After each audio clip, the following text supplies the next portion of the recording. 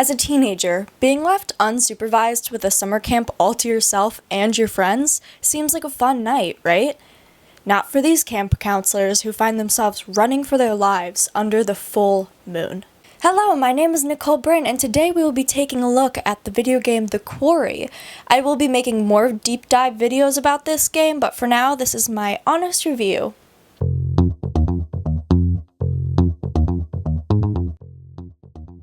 The Quarry is a horror choose-your-own-adventure game developed by Supermassive Games and released by 2K Games in 2022. It takes place in 2021 in the remote forests of upstate New York in a fictional summer camp, Hackett's Quarry. Let me start at the beginning of the timeline. If you saw my video on Quantum Break, you know that I love Easter eggs. And the Easter eggs in this game is like posters, documents, different props. We learned that in 2015 there was a traveling sideshow called Harem Scarum that was visiting the quarry. A member of the Hackett family, Kaylee, met Silas, the dog boy, a performer for the show, who was kept in a cage. Seeing his captivity, Kaylee wished to set him free. In order to do so, Kaylee and her brother Caleb set fire to some hay bales in order to create a distraction. Silas was freed, but unfortunately, the fire burned out of control.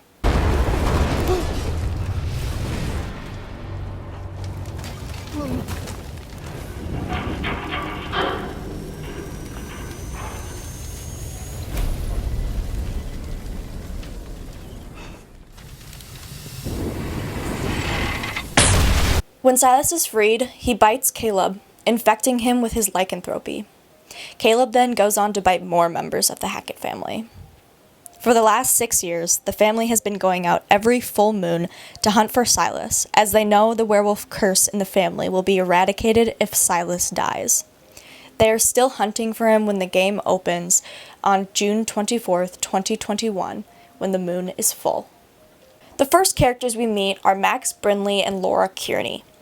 These two are boyfriend and girlfriend who plan to go to college together in the fall. Laura is a headstrong woman who will be working in the first aid tent at Hackett's Quarry camp, while Max is more the laid-back jokester who would be the activities assistant.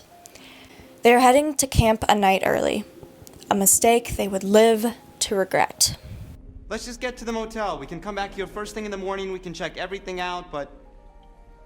I mean, you must be exhausted. I know I am. I think our imagination... Max? Max!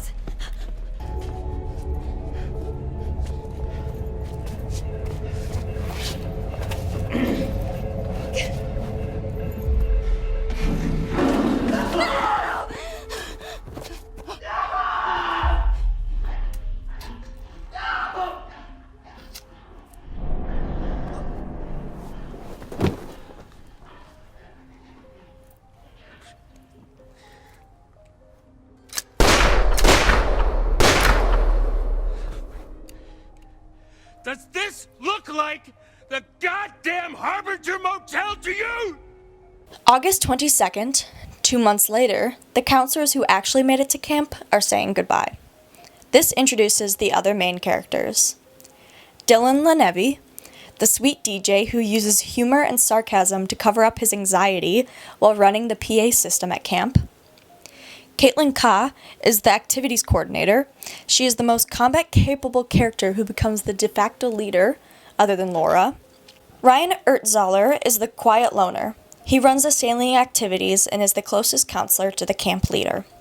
Abigail Blige runs the art station. She is a bubbly artist who just wants to enjoy her summer. Emma Mountebank, the influencer drama queen that loves to create chaos for show, of course, is the theater coach. Nick Fursalo, the timid boy who just wants to fit in and will change his personality to do so, is in charge of the kitchen. And finally, Jacob Custos, the lover boy sports counselor that enjoys indulging in childish endeavors. We play as all of these people, including Max and Laura, so we do get to shape how they change once tragedy strikes, but the choices are still tailored to how the characters would respond. You'll notice that, for example, Dylan can choose between a joke response or a serious response, and Abby can choose between a shy response or a friendly response. That's what I mean by they're tailored to the characters, because you get the choice, but they're only a response that would be reasonable for that person to make. Anyway, more characters that I should mention are the Hacketts. Obviously, they own the quarry and the camp. Chris Hackett is the camp leader. He had been bit and infected with lycanthropy as well.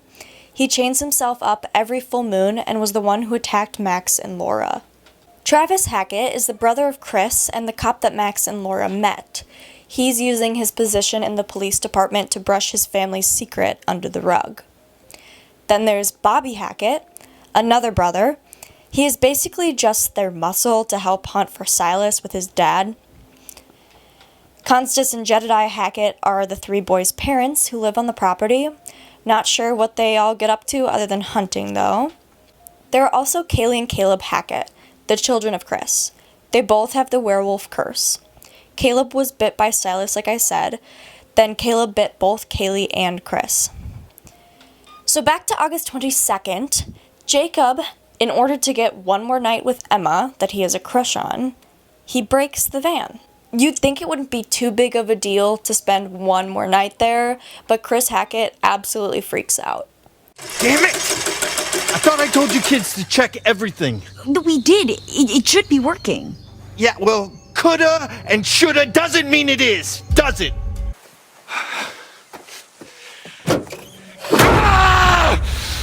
Despite his orders to stay inside for the night, the young adults spend the night by the fire playing Truth or Dare, which leads to an argument when Emma and Nick kiss.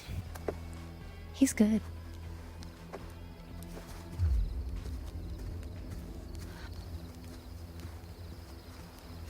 You like kissing my girlfriend, asshole? It was just a Hey, game. I'm nobody's girlfriend.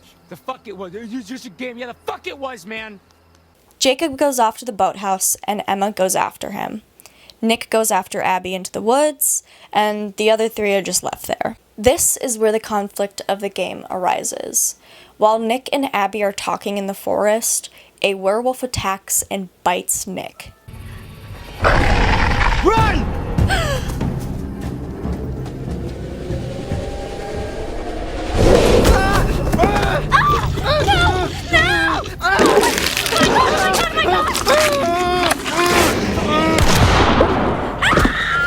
From now on, there are a bunch of chances to get bitten or killed by werewolves.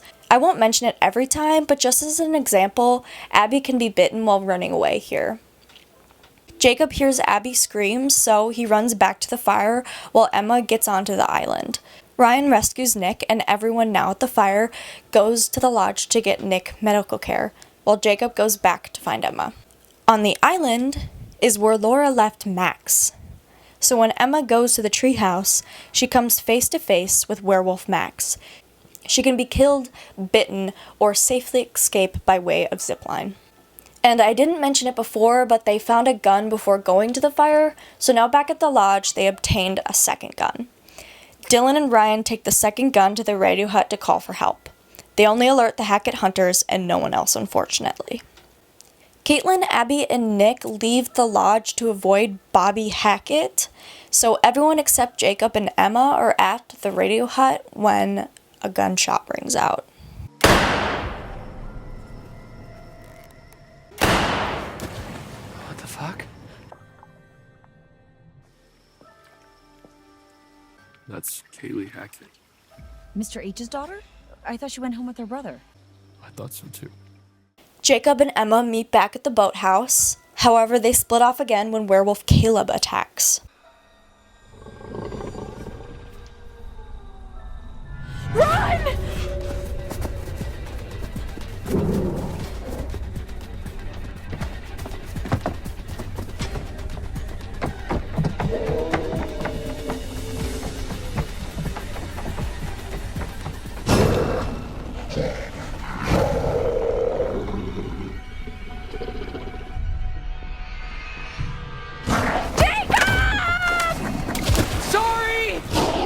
Emma runs back to the lodge while Jacob is captured by the Hacketts.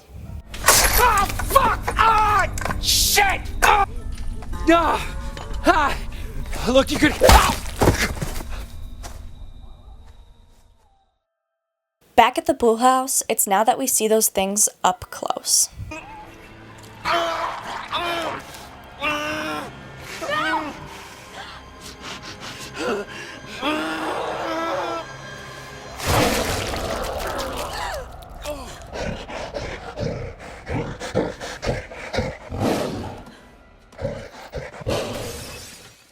Laura knocks on the door just after Nick turns. She fills them in on what happened to her, including that she was bit and what she knows of the situation. The cop kept us fed and let us take showers, but aside from that, we barely saw him. Max and I, we talked a lot. Just kept going over it all again and again, and nothing was making sense. Have a seat. Quit squirming. Said you want to be a vet, right? Call us an internship. Let me go! You're not gonna believe it until you see it for yourself.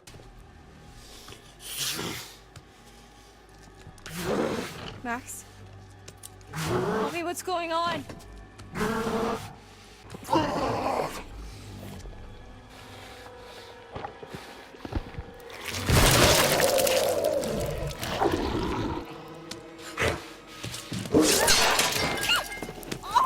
Based on what she knows, in order to cure your curse, you have to kill the werewolf that infected you. Full the moon above shines first, the beast internal shall outward burst. One by one leads lambs to slaughter.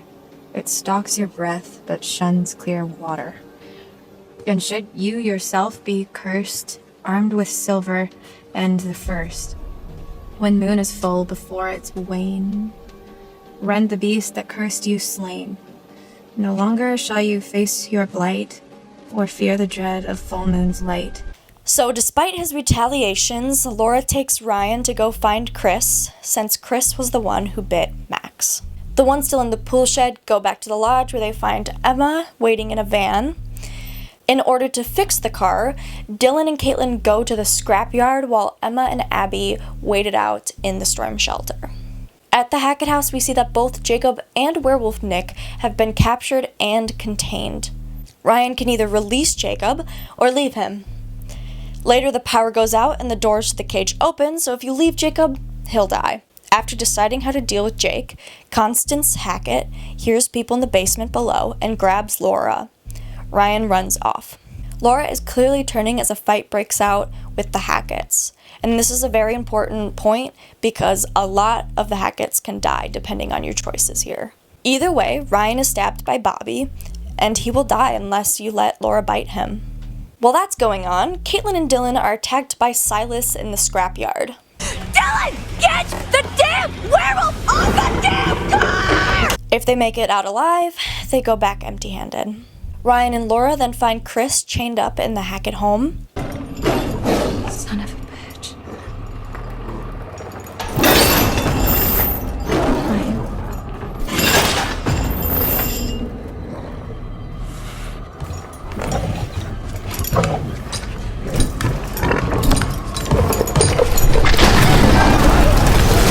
When they land below, Laura turns into a werewolf. She attacks Travis while Werewolf Chris attacks the other members of his family, killing Constance, Jedediah, and maybe Bobby if they're still alive at this point.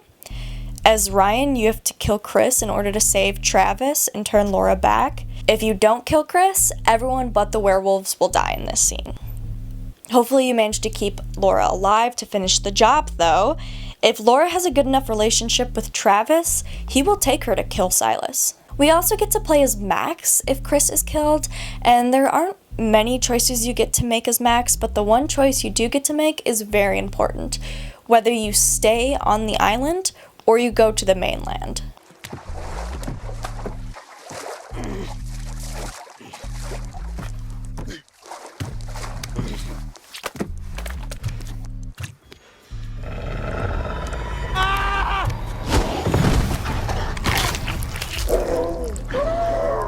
So keep him at the island unless you think Caleb deserves a tasty snack.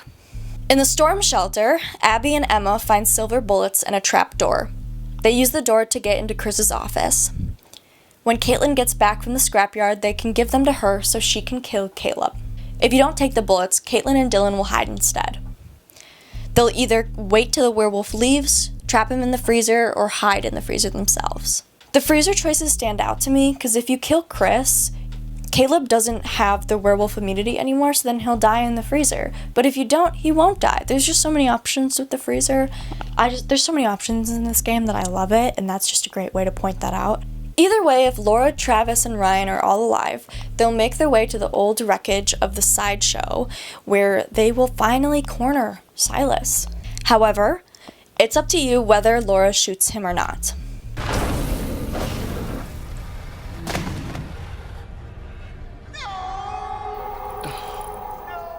If you do, everyone still alive and infected will be cured. If you don't, everyone infected will stay infected at the end of the game. If you do kill Silas, there is one person who will hate you for it. Alaya Vorez, the head of Harem Scarum and Silas's mother.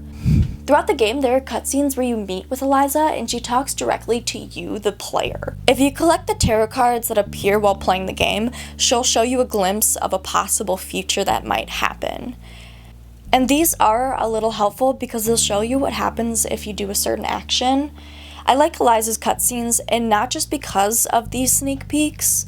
She's also very much a devil's advocate because as the counselors, you presumably don't want anybody to die. But Eliza put the curse on the Hacketts. When you see her, she will always advocate for the death of the Hacketts. If they die, she thanks you and presumably moves on in the afterlife.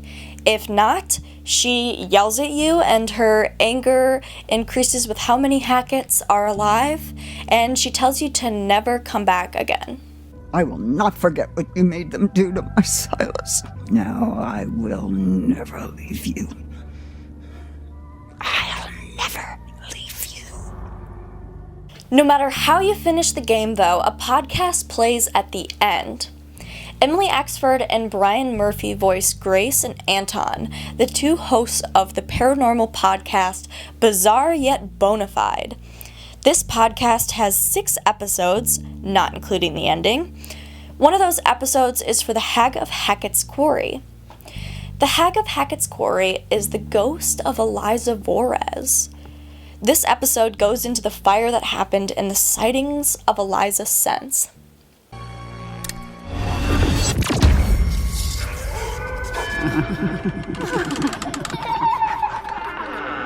Welcome to Bizarre Yet Bonafide, the podcast of the paranormal. Anton, what do you get if you combine a spooky forest, a traveling sideshow, and a big fire? Is this a joke? I don't know. Arthritis? No. What? Shut up. No. You get death, whispers in the woods, a lost baby boy, and revenge. They make another episode about the quarry when the news about what happened goes viral. I thought we'd done the whole Hackett's Quarry thing. Not this Hackett's Quarry thing. What was this, like 3 months ago? Old news, dude. They show us the outsider view of what people thought happened at Hackett's Quarry. If you didn't collect enough evidence, the counselors are arrested for murder. This is why the evidence is super important. Other than unlocking a scene or getting more dialogue, this podcast episode tells us what happened after the cops came in the morning. But that is the end of my review on The Quarry. I absolutely love this game because of the plot, the characters, the podcast episodes, and the choices and replayability. I didn't go to depth on replayability, but there were way more choices than the ones I told you about. It's extremely replayable with all the little choices, and especially the major big ones like deaths and stuff. There's so much to discover for Evidence 2, overall a lot of content and paths to take. And that is why I love The Quarry. I will continue to play this game and try to find every little detail and secret that I can uncover about the story. Thank you all for watching this video. If you want to see more videos on The Quarry, please subscribe and turn on bell notifications to see when those come out. Please give me a like below if you enjoyed, and you all have a great night.